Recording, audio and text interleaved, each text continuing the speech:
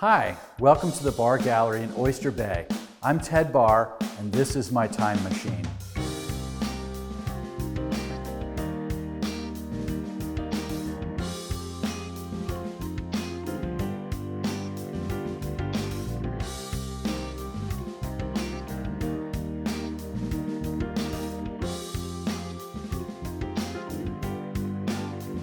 We are the only art gallery in the country that specializes in late 1960s psychedelic rock posters. And I began collecting about more than 40 years ago, actually.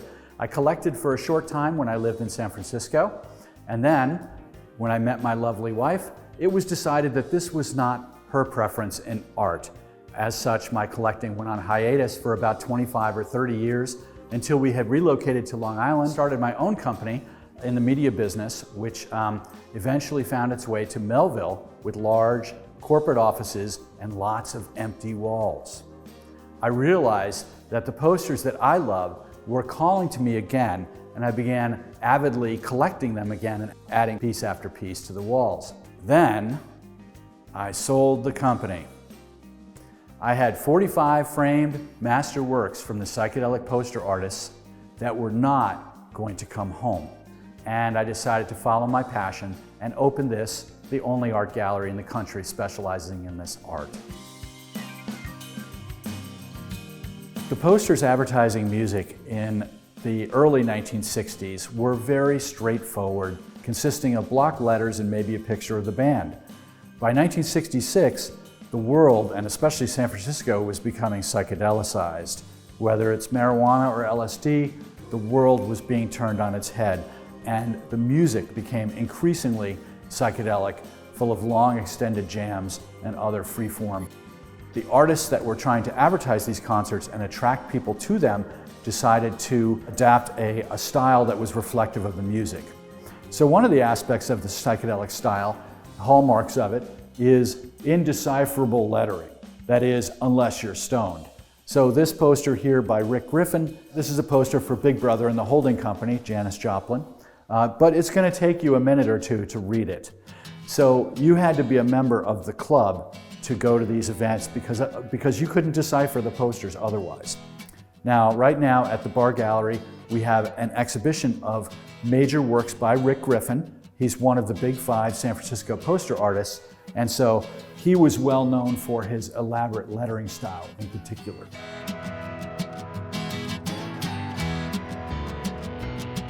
The Bahr Gallery right now is also featuring the works of Stanley Mouse and Alton Kelly.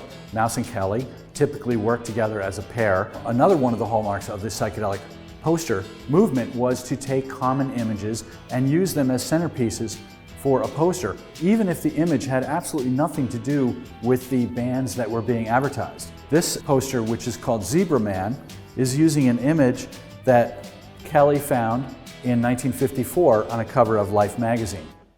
Another aspect of the hallmark of the psychedelic poster is calling on the Art Nouveau movement from the turn of the previous century.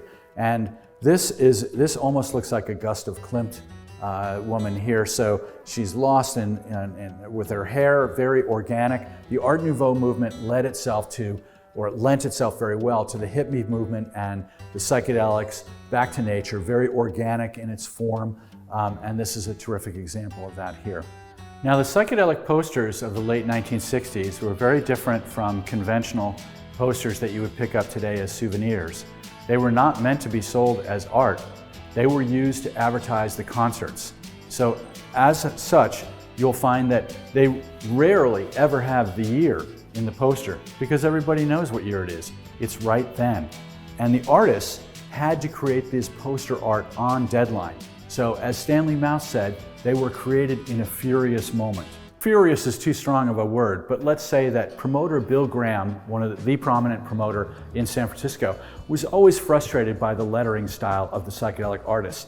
He thought he just wanted to sell tickets to the concert, and he didn't like the elaborate lettering style, and he was constantly harping about it. Until one day, when Stanley Mouse and Alton Kelly gave him this poster.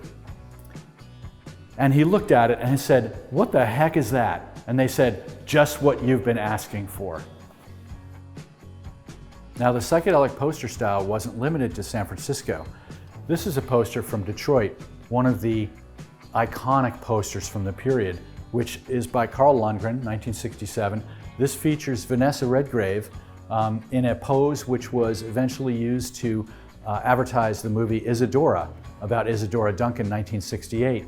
And so you see Vanessa Redgrave with her hair. She's dancing, she's naked, and she's dancing with that type of psychedelic abandon that was emblematic of the times. You have very psychedelic lettering here, very difficult. You have a wonderful op art composition here with the white, and this is just one of those classic pieces. Now, another classic piece here is seen in this 1970 poster for the Philadelphia Spectrum for advertising Santana. It features a snippet of the cover of Santana's first album, and this image is known as the Santana Lion.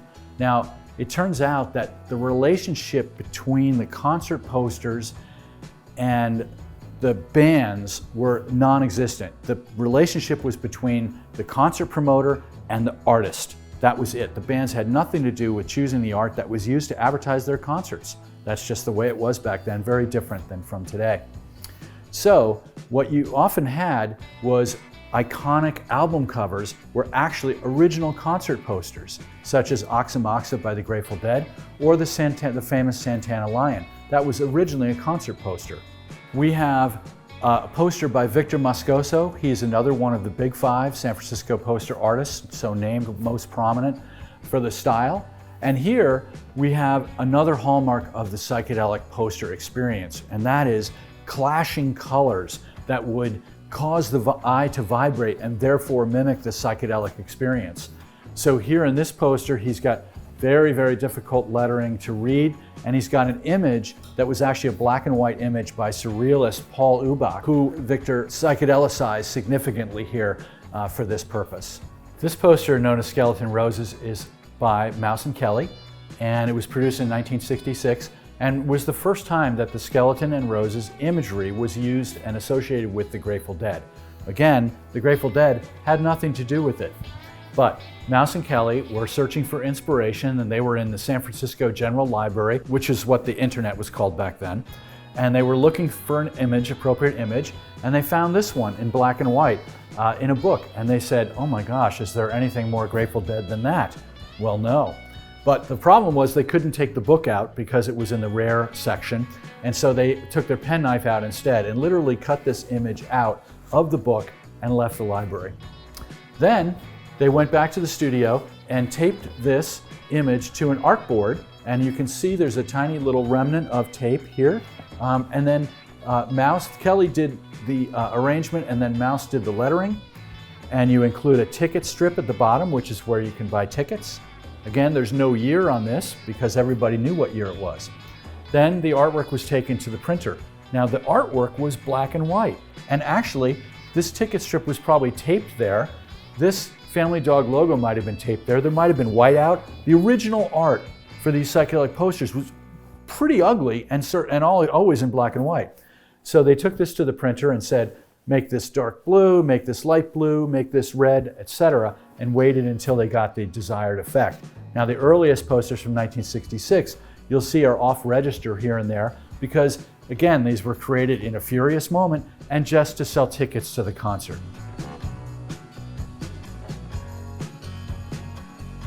So this is one of my personal favorites and also a centerpiece of our exhibition featuring Rick Griffin.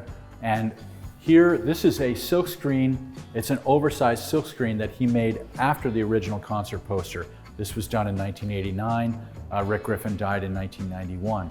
This silkscreen allows him to put a lot more ink on the paper, but it is an exact reproduction of the poster otherwise. But here we see some fantastic lettering for Jimi Hendrix. This was February of 1968. John Mayall, Albert King, and just a crazy, screaming, flying eyeball with serpent arms and a skull. This is typical imagery for Rick Griffin, and just outstanding colors and a really classic psychedelic poster from the period. And we have another poster that Rick Griffin did that is another one of the most iconic posters from the period. And I mentioned it earlier, this is known as Oxymoxa.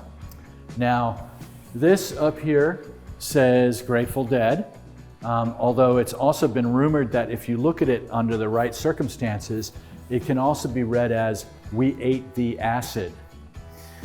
Who knows the truth?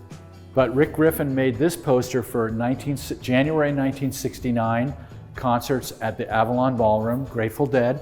Some of those, the songs recorded at that show, those shows were then used on the Live Dead album, very classic, The 11 and Turn On Your Love Light. And the band liked this poster so much that they asked Griffin to adapt it for their album cover. So instead of advertising the other bands and talking about where the concert was, Griffin just used a word, Oxymoxa, AOX, etc. So, which was a palindrome, and that's what the third album cover was. And this poster, this features a sun. It looks all pretty innocent enough, except for the skeleton, but once you start looking at it closely, there is sexual imagery that's undeniable and a very stealthy, amazing piece by Rick Griffin.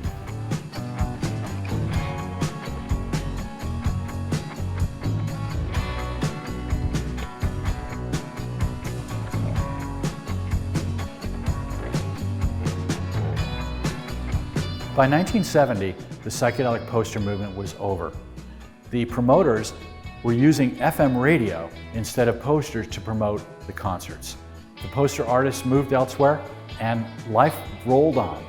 But here at the Bahr Gallery, we are constantly showcasing these posters, at least 60 to 65 on the walls at any given time. And we look forward to welcoming you here. We have hours from 1 to 5 on Friday through Sunday, and we're also open by appointment, so just send me an email, ted@bahrgallery.com.